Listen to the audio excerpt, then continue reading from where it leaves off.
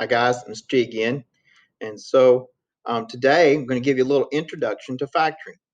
Um, in Algebra 2, the next thing we need to talk about is solving quadratic equations. But first, we got to do a review of factoring. Because I know this is a big deal. You're supposed to be good at it, but yeah, maybe we're not. We're not so great at it yet. We need some review. So we're going to take a few days to do that. But this isn't just an introduction on some basics behind what factoring is and some history about that get you set up on the right mindset, which is a big deal for me if you haven't figured that out. It's getting on the right track thinking. So let's back up a little bit. Math learning pattern. Okay. So you see that first grade handwriting there? Well, way back in first grade, which is still the kind of handwriting I have now, but hey, you learned addition and then you went to subtraction, multiplication, then division. Moved on up to squaring and then square root. Okay. And you kind of get the idea. What did we do? It's a reversing kind of thing. It's all this reversal thinking. Okay. And so, and then we have this foiling to get you over here and then back over here for factoring. Okay. And so all of this is a reversal kind of thinking. So let's look at some examples here. So for addition, subtraction, it's 3 plus 5 equals 8. 8 minus 5 equals 3. See, look, right there. And then 3 times 5 is 15. 15 divided by 5 is 3. And so you square and then you square root. You FOIL and then you would reverse that and then you would factor back out. And this is where we're heading to, but trying to get you the idea of how we've always done this. Okay. And so you can add and you can subtract, but when you can move from addition to subtraction fluently, that shows a deeper understanding. That's what this reverse thinking is. So it's not just about the math. Math is a good way to help you learn to reverse your thinking process. And so when you notice a phenomenon around you, you're like, oh, this happened, then that happened, or I have so historically that's happened. So now when I run into this situation, I can kind of infer that this other stuff came into place for it to show up. So things like this don't just show up. Where are the building blocks to get here? And so you can reverse the process, kind of thing. A detective, what are they doing? So, well, why is this evidence here? Well, for this evidence to be here, it has to so you're reversing the events that happened. And so math is one of the things it helps you do is take the process. So it's not addition subtraction. It's if you're moving from addition to subtraction, and then from subtraction to addition. Then you go multiplication to division and division to multiplication. It's only it's the same concept. It's just which direction you're traveling.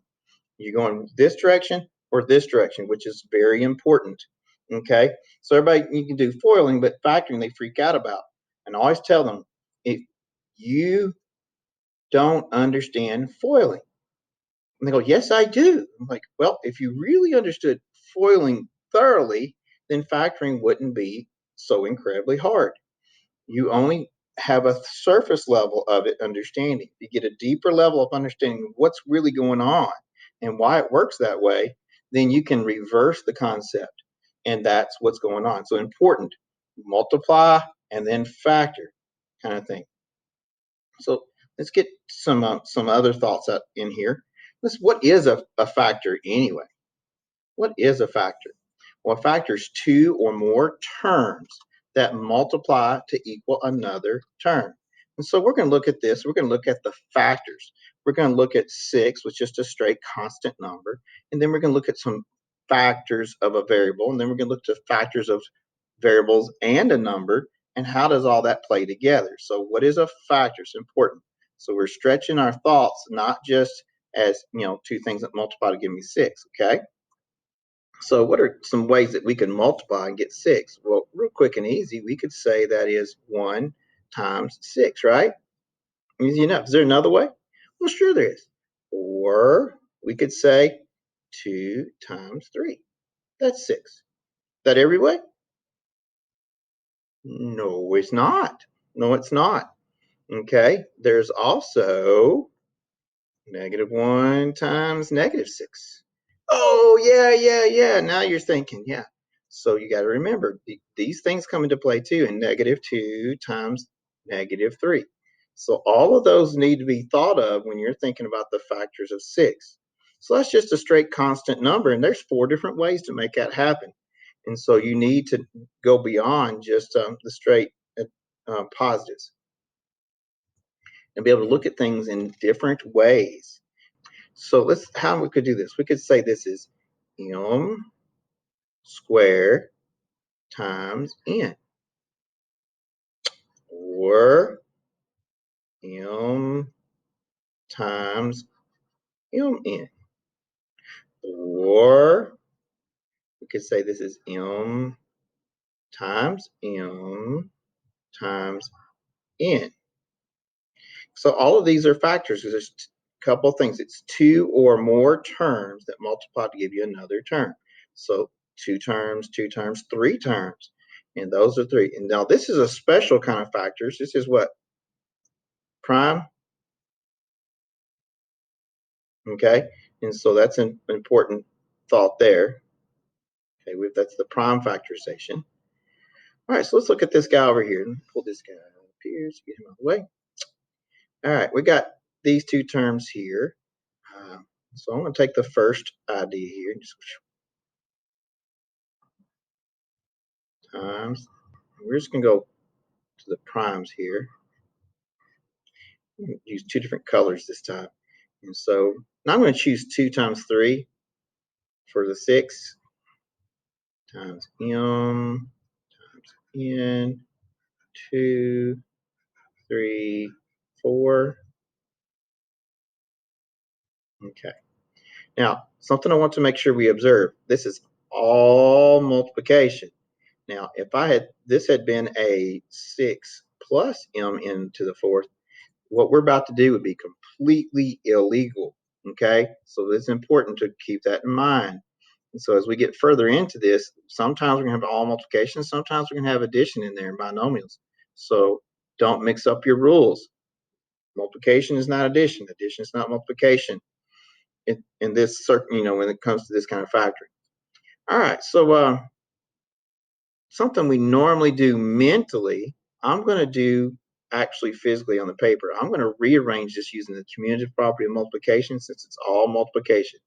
So here we go, 2 times 3. Okay, so that's all my numbers. Now let's knock out the m's. Okay, here's a couple of m's over here.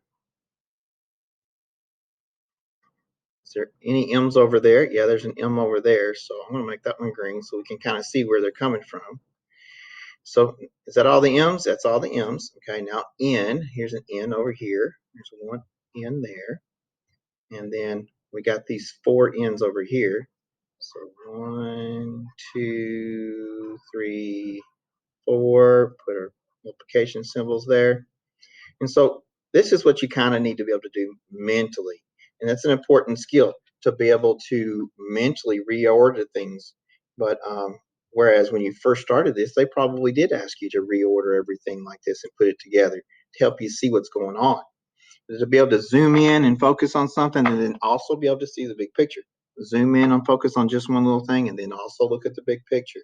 And to be able, the more you can do that mentally and not have to write it is great. But the more you do mentally, the more likely you get things all goofied up. So you got to be strategic about when you do which one. And if you find yourself screwing things up too much mentally, you should write more stuff down. Just, hey, just say it until you get better at it. And so what's this simplify down to? This is going to be a 6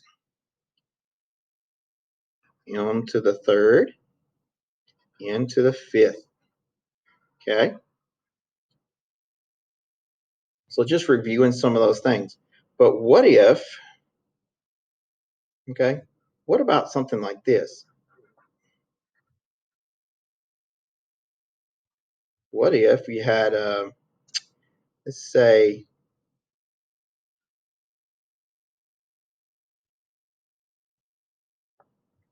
2m squared n to the 3rd power? What does that mean?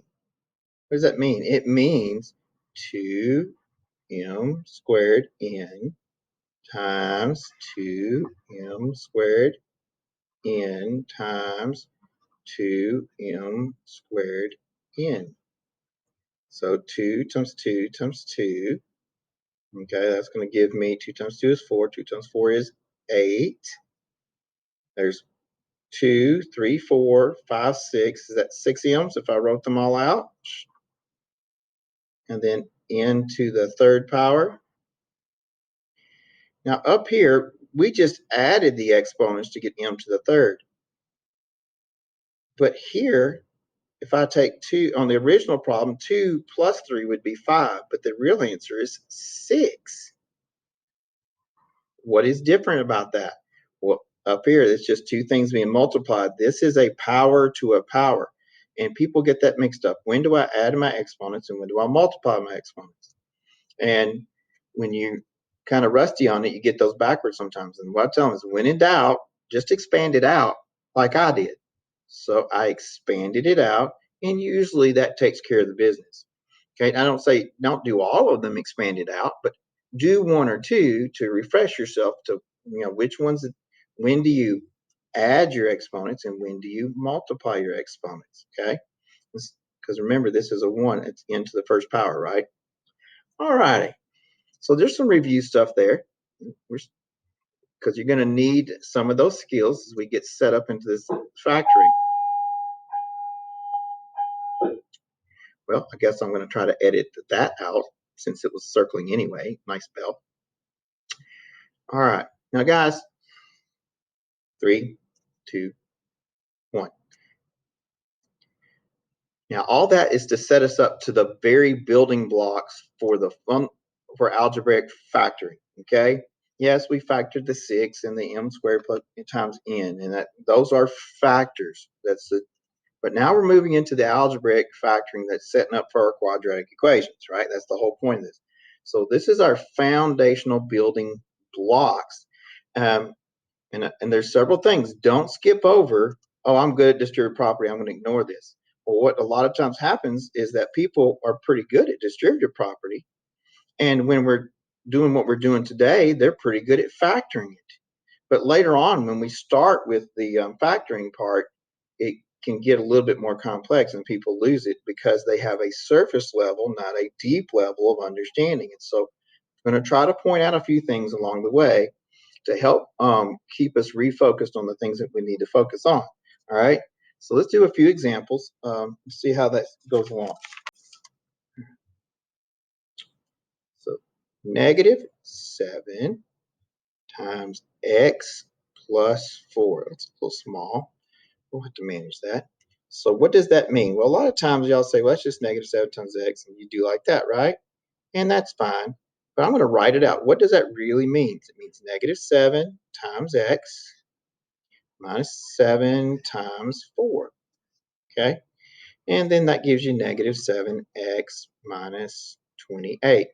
And so a lot of times we skip out from this middle thing here. Yes, you do it mentally, but you don't write it. And I'm not saying you have to for this particular situation, but I'm saying don't skip over this mental process. Give it the value it deserves. Okay?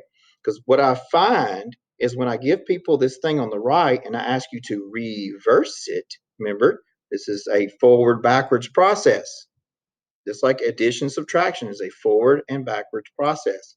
So we are when I give people this end product and I ask them to go back to the beginning, sometimes they get confused because they didn't give this the mental space it deserved, because this is the key for making this happen. Okay, it's a big deal. Okay, now it's called GCF factoring, greatest common factor factoring. However, it is also can be referred to as undistributed property, de-distributed property, reverse distributed property, any kind of prefix you want to put that on there that undoes the distributed property, kind of thing. And it's funny how different prefixes click with different people, but taking it and undoing the distributed property is what that's about. Okay, let me do a few more examples here. Just set you up. Now, I'm going to tell you, though, I am setting you up for some things to come. All right. So see if you can catch on to what I'm setting you up for in a little bit. So that's what distributive property means. X times x times 4. And so that gives me x squared plus 4x. So now I'm going to change to green. So we got 4x, 3x minus 2. And so that means 4x times 3x means everything on the outside times everything on the inside. And we're just going to take it systematically, one thing at a time. Okay. And so that's going to give me 12x squared minus 8x. Let's try one more here. Let's see here. We got x. So that's going to be x times 3x. Okay, so x times 3x. All right, so we got x again, and then times negative 2, which gives us 3x squared minus 2x. Okay, so let's ask you a few questions here. So we did distributed property, and if we did undistributed property, we would get back over here. It's a continuation. It's not two separate things. It's just which direction are we traveling. The vocabulary is important. Okay, so up here, a common factor would be -7, right? For this particular binomial, a common factor would be x. For this binomial, what would the common factor be? 4x, because there's a 4 in both the 12 and the 8. That's the biggest number there. And there's also an x in both of these that we could divide out. Because isn't that what that is? 12 divided by 4 is 3. X squared divided by x is x. 8x divided by 4x. So 8 divided by 4 is 2. And you got the negative because it's negative. X is canceled, so you don't have an x on the inside.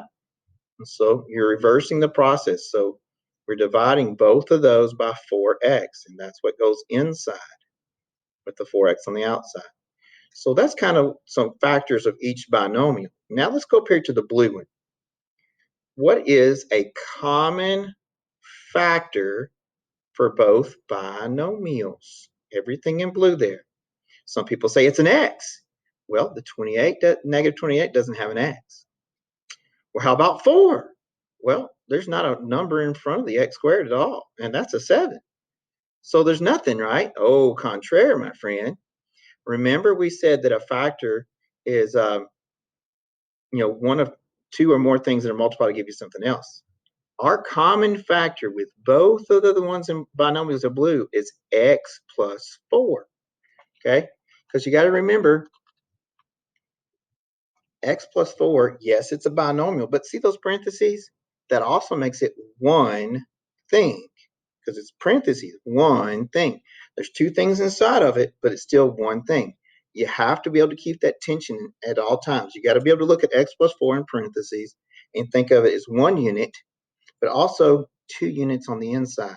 And depends on the situation which one you're going to focus on. So when you're distributing, you're thinking of as x plus 4 as 2 things. When you're trying to factor, you're thinking of x plus 4 as one item. Okay? Because again, how many terms do we have? X is a term, and x plus 4 is a term. So we are factoring. So these two things are factors. Okay? X is not any more of a factor or less of a factor. X plus 4 is not any more or less of a factor. That's what those things are. So when you're asked a factor, you got to keep this, what you're looking for, in your mind. You should always, and with distributive property, please, one thing I always ask people to do, when you actually factor something out, do a quick multiply and see if you got back what you started. Don't take but a second with distributive property. Go, yeah, yeah. Just confirm that you did what you thought you did. Now, check this out. So basically, that's our introductory to factoring, okay, because factoring is just undoing some kind of multiplication, okay? And distributed property, or GC, and then GCF factoring is a building block. It's one of the fundamental things. Much of what we do can come back to this page, and I'm going to try to demonstrate that on our next page here, how that connects. Okay, so add a clean page here.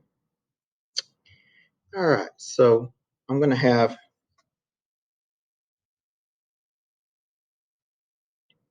x minus 7 x plus 4. Okay. Now, many of y'all think of this as FOIL, right? And if you did FOIL, your f would be the what? X times x. That'd be the first term. So that could be x times x for your f of the FOIL. Okay.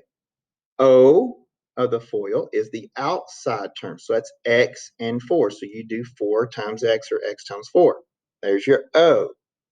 Okay. I is the innards, means the two inner pieces right here will be negative 7 times x. And then L means the last term of both parentheses. And all that is a little device that helps you not forget to multiply something. Because what this means is everything on the left parentheses times everything in the right parentheses. And so we don't want to forget anything. So they came up with this little thing called FOIL to help us remember all the parts, not to forget them. But FOIL doesn't work if you have 3 things, because you only got 4 letters. And so if I have 3 things in my other set of parentheses, I run out of letters. Okay, but FOIL is just a neat way to help you remember those pieces as you're learning how to handle these things. But what you really have been doing is something called distributive property. No, it's FOIL. No, it's distributive property. I promise. Okay. So what you're going to do is let's take its x times everything over here. So I'm going to write it like this: x, open parentheses, x plus 4. Okay. Isn't that what f and o are, right? X times f, that's f, and x times 4, isn't that the o of FOIL? Yes, it is. It's distributive property. Okay, now let's take negative 7. Negative 7, and let's multiply it times x plus 4. Okay, so it's just distributive property twice. That's what this is. And so that's going to give us x times x, x squared, x times 4, that's 4x. Then negative 7 times x is negative 7x, and then negative 28. So there's your F, there's your O, there's your I, there's your L. So FOIL has always been just distributive property. And isn't distributive property easy? Yeah, distributive property is easy. Okay? So distributive property twice, combine your like terms. So here we go. So bring down the x squared, negative 3x minus 28. Okay? So somebody say, whatever, I'm good at FOIL. I ain't paying attention. That's your loss, because what we're going to end up doing is we're going to take things like this and we're going to reverse the process to get back what we started. Just like we learned addition, then subtraction, multiplication, division. It's the same thing, okay? And if I can convince you of that, this will be a lot easier. And it's not so bad, but what happens when you put a number in front of the x squared? Completely throws everything off base. All the little shortcuts get thrown off. And then you have to learn how to do it this way. And that's called algebra 2 instead of algebra 1. Okay? So we're helping you out going with this process. So when you see in your homework, okay, on page 2, okay, on page 2 of this packet, it says FOIL. Let me show you what I mean. I want every single problem to look like I'm going to show you. Okay? I thought that was coming up. So this is how I want to see every single problem done. I want you to write x plus 3 plus 2 times x plus 3. Then that's going to be x squared plus 3x plus 2x plus 6. And see, and I didn't write it small enough, so I'm going to have to come over here to the side, and I'm going to make that x squared plus 5x plus 6. Give it a little circle. Ta-da. So I want those 3 steps on every single problem. No exceptions. Please. Thank you very much. Okay? So while we're here, let's look at the thing. So this page here is very important to get you set up on the right pace, for getting good at factoring. Okay, and to be good at factoring, that means you have to understand FOIL better than most people do. And so I'm setting you up that if you will do this, when we get to the hard stuff, then you will be able to reverse it more easily and they'll make more sense to you. Trust me. Okay, so let me look at a couple more things real quick since this is for homework as well. All right, so on page 1, so we're working through distributed property. So we did this just to make sure you're on track with what's happening here.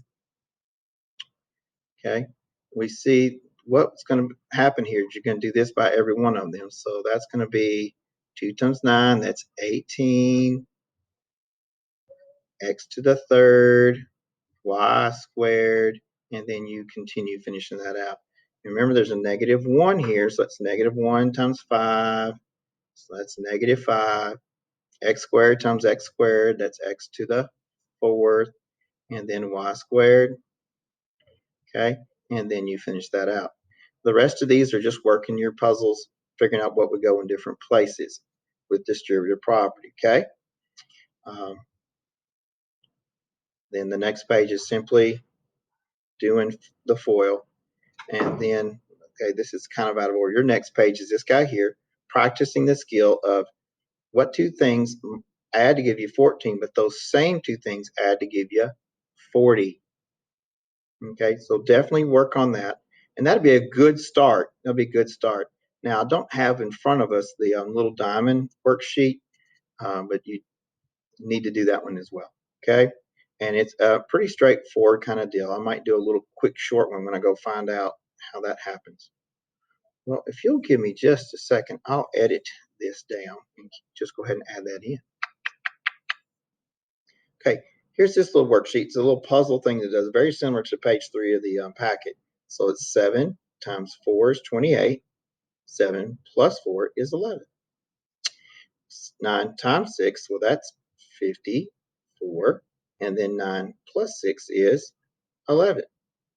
Okay.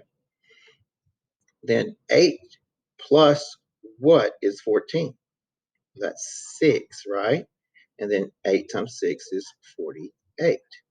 Okay, 6 times what is 42? So that's 7, and then 6 times 7 is 13.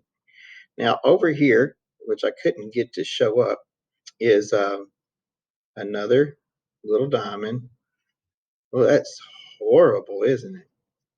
I'm so sorry. You got A and a B. So what's A times B? Well, that's just A, B. What's A plus B? That's A plus B. They're not like terms, so you can't put them together, but they can still be friends. They just got to socially distance by putting a plus between them. Okay? So that's the idea of this worksheet. So page 2, I do want you to work it out just like I showed you, but the rest of it should go pretty quickly. Okay?